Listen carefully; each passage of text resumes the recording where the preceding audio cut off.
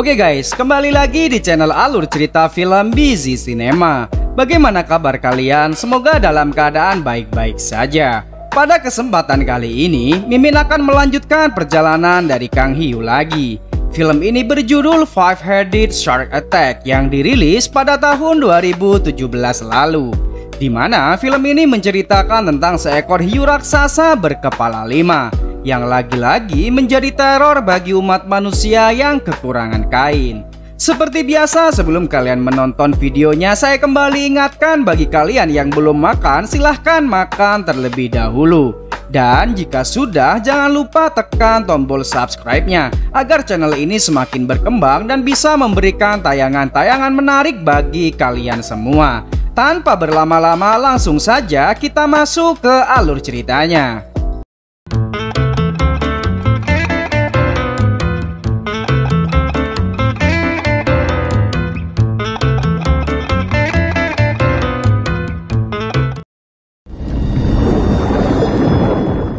Film diawali dengan memperlihatkan beberapa model gaul yang sedang melakukan pemotretan. Mas-mas fotografer sangat menikmati pekerjaannya itu. Hingga tak lama kemudian, pandangannya teralihkan dengan sirip hiu yang menampakkan diri dan menuju ke arah mereka.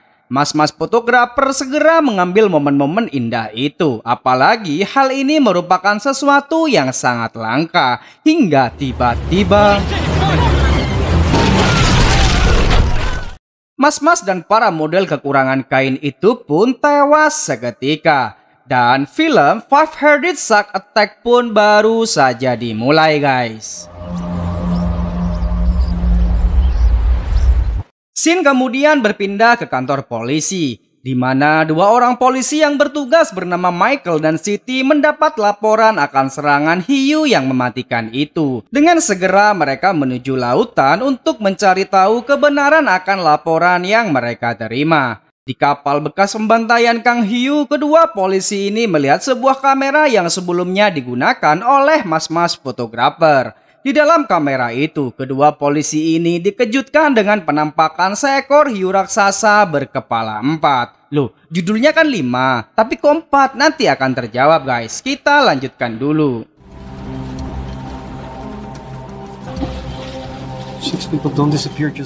Menyaksikan fenomena yang terjadi, kedua polisi ini mendatangi sebuah tempat penelitian biota air yang dipimpin oleh Profesor Johnny dan asistennya bernama Dr. Yos. Michael menunjukkan foto temuannya kepada Dr. Yos dan memintanya untuk mencari tahu akan jenis dari hiu itu. Apalagi hiu ini memiliki 4 kepala sekaligus. Namun demikian, Dr. Yos dan juga Profesor Johnny tidak percaya akan temuan itu. Meskipun sebelumnya mereka telah mengetahui berita akan keberadaan hiu berkepala 3, tapi itu hanya ada di masa lalu.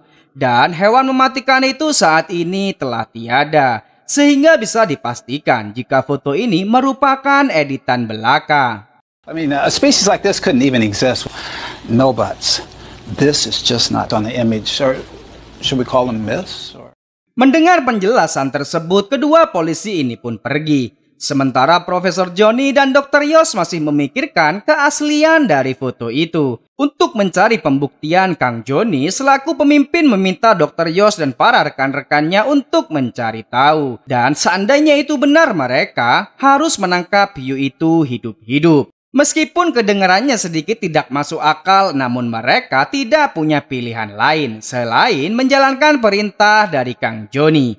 Jika kalian sudah menonton video-video sebelumnya, pastilah orang yang bernama Johnny merupakan sosok yang paling tengil guys. Oh, she didn't tell you. We're gonna catch the shark everyone's hunting. It falls under the purview of don't ask, don't tell. Singkat cerita, mereka pun berangkat untuk menjalankan misi tersebut. Mereka menyiapkan semua umpan untuk memanggil Kang Hiu dan juga sebuah kamera GoPro yang sengaja ditaruh di bawah kapal sehingga ketika ada pergerakan mereka bisa mengetahuinya. Setelah menunggu cukup lama, tak ada satupun ikan yang mendekat ke arah mereka. Hingga tak lama kemudian, predator yang sengaja mereka tunggu-tunggu kini telah tiba dan memangsa salah satu rekan mereka.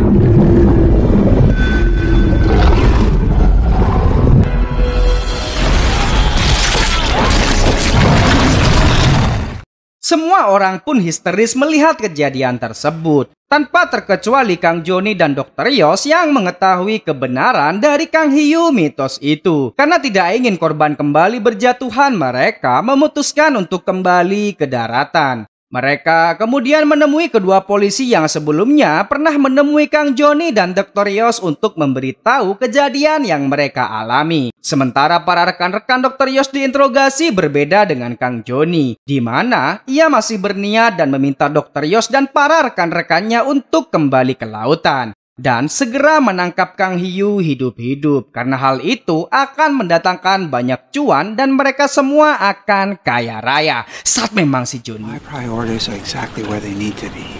I want you to go back out there. It is worth millions. Now go, get us armor. Sementara itu, di tempat yang lain, Kang Hiyu masih melanjutkan pertualangannya, di mana ia mendatangi sebuah kapal nelayan dan menenggelamkannya. Tanpa ada rasa puas, Kang Hiyu memakan mereka semua.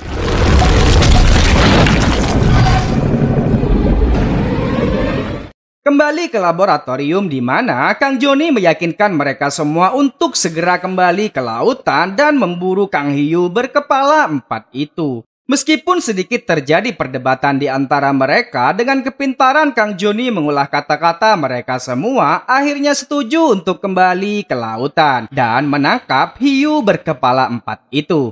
Dr. Yos juga meminta bantuan kepada salah satu temannya yang bernama Red, di mana Red ini merupakan seorang pemburu profesional dalam memburu ikan tongkol. Salah guys, ikan hiu. Give me a hug. Okay, please put me down, put me down. Yeah, we're gonna use sonar. Okay, if the shark's as big as you said. Classified under the Cladoselacomorphia. Sebelum mereka semua pergi menjalankan misi, Kang Joni kembali mengingatkan mereka agar menangkap hiu itu hidup-hidup. Dan jika itu berhasil, maka ia akan memberikan bayaran 2 kali lipat lebih besar dari sebelumnya. Maka dari itu bergegaslah mereka semua menuju lautan. How you been? I'm okay.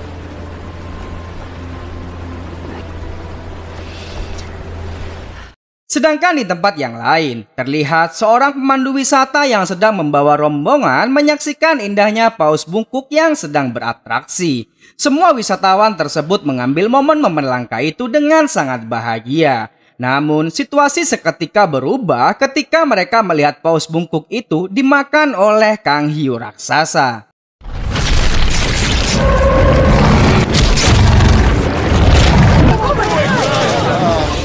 Pemandu wisata itu segera meminta bantuan melalui radio kapal. Dan radio tersebut juga terhubung ke perahu yang dinaiki oleh Dr. Yos dan yang lain. Dengan secepat mungkin, Red memerintahkan para rekan-rekan Dr. Yos untuk menyiapkan umpan dan spear gun yang akan digunakan untuk menembakkan sinyal sonar pendeteksi keberadaan Kang Hiyu. Tidak hanya itu, pihak kepolisian juga segera tiba dan menembaki Kang Hiyu ganas tersebut.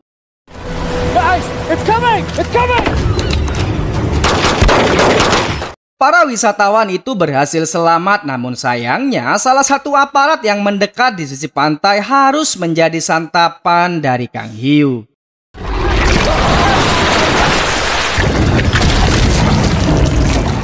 Kemudian Kang Hiyu yang tak pernah puas itu berputar arah dan menuju kapal yang dinaiki oleh Dr. Yos dan para rekan-rekannya. Walaupun sudah diperingatkan oleh pihak kepolisian untuk segera pergi dari perairan, namun mereka tidak ada satupun yang memperdulikannya. Hingga tiba-tiba...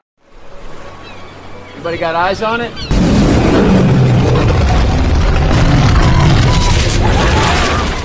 Si wanita gaul salah satu rekan Dr. Yos harus merenggang nyawa. Namun demikian, Red juga berhasil menembakkan sonar pendeteksi untuk mengetahui pergerakan dari Kang Hiyu mematikan ini. Setelah memangsa sekian banyak manusia, mari kita saksikan bersama-sama detik-detik lahirnya kepala hiu yang kelima, guys.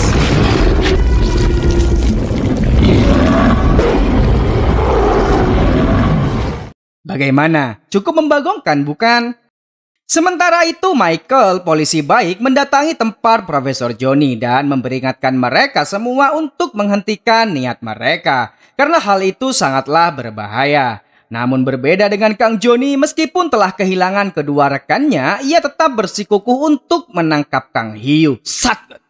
Let's all take a week off. Go home and rest. My fault. If Lindsay had been more careful, she'd be here now. Or make the scientific discovery to put your names in the history. Sedangkan di tempat yang lain, di sebuah pantai bernama Playa Avione sedang berlangsung sebuah kompetisi surfing. Kompetisi yang sebelumnya berjalan seperti biasa seketika berubah menjadi sangat mencekam ketika Kang Hiyu datang dan memangsa beberapa dari peselancar yang ada. There seems to be something in the water.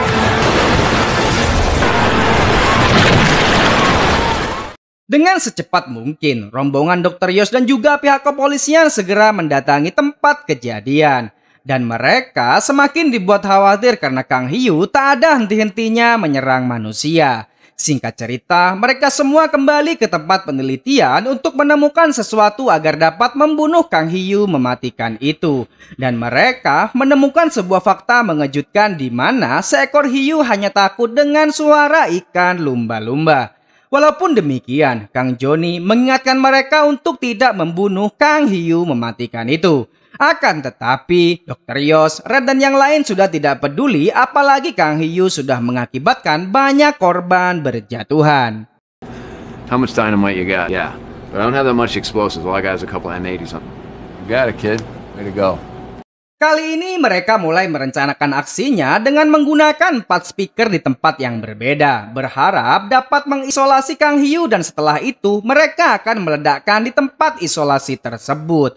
Setelah rencana itu matang, mereka kemudian membagi tugas masing-masing.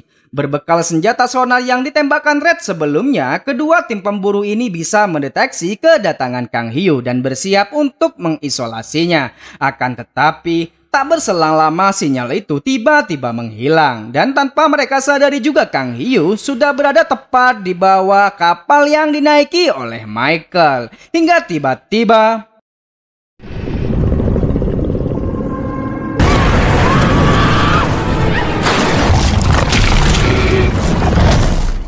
rekan perempuan Michael yang bernama Siti ini harus merenggang nyawa. Setelah menghabisi Siti, Kang Hiyu terus mengikuti perahu yang dinaiki oleh Michael. Dengan menggunakan senjata dan dinamit yang sudah ia persiapkan, Michael menembaki dan melemparkan dinamit ke arah Kang Hiyu. Akan tetapi, Kang Hiyu tak bergeming, bahkan ia berhasil merusak baling-baling perahu yang dinaiki oleh Michael. Michael berusaha untuk menghubungi rombongan Dr. Yos agar segera memberikan pertolongan. Apalagi perahunya kini telah rusak. Beruntungnya, di saat ia hampir diserang oleh Kang Hiyu, Michael segera menghidupkan speaker yang berisi rekaman suara lumba-lumba yang sudah dipersiapkan sebelumnya. Dan hal itu berhasil membuat Kang Hiyu melarikan diri.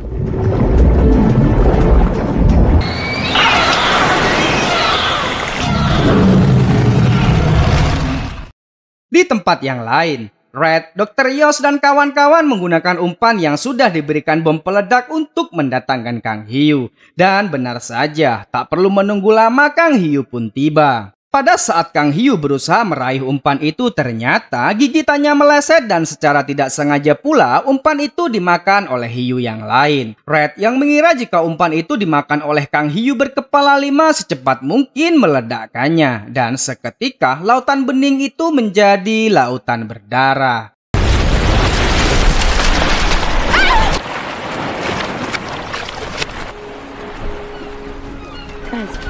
Sekilas mereka semua bahagia dan mengira jika hiu itu kini telah tiada. Akan tetapi fakta menunjukkan jika hiu itu kembali dan menyerang mereka.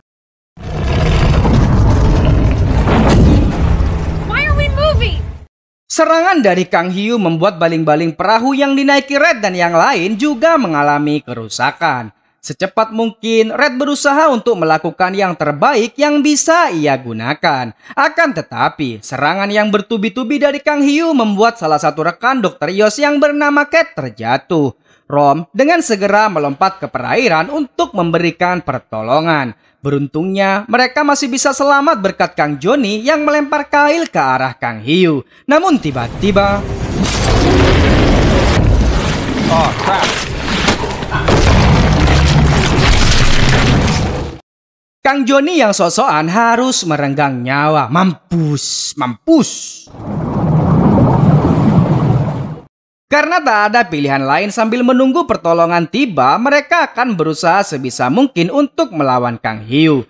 Berbekal senjata yang sudah dipersiapkan dengan membabi buta, mereka semua menembaki Kang Hiu ganas tersebut. Hingga pada saat helikopter penolong datang tiba-tiba. We have visual confirmation on the day off.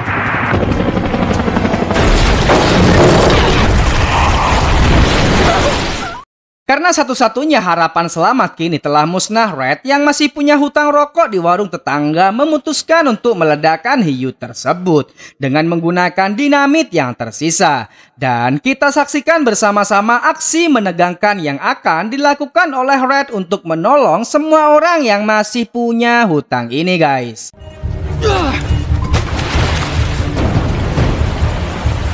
There you are, you.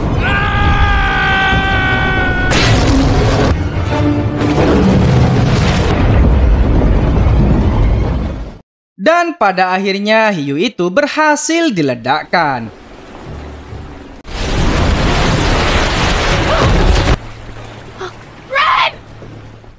Beruntungnya juga Red masih bisa selamat dan bisa membayar semua hutang-hutangnya. Berakhirlah alur cerita dari film membagongkan kali ini, guys. Kesimpulan yang bisa kita ambil dari film ini, pertama, jangan sering-sering bermain ke lautan. Apalagi para ciwi-ciwi yang memakai baju kekurangan kain. Karena hal itu akan menarik Kang Hiu.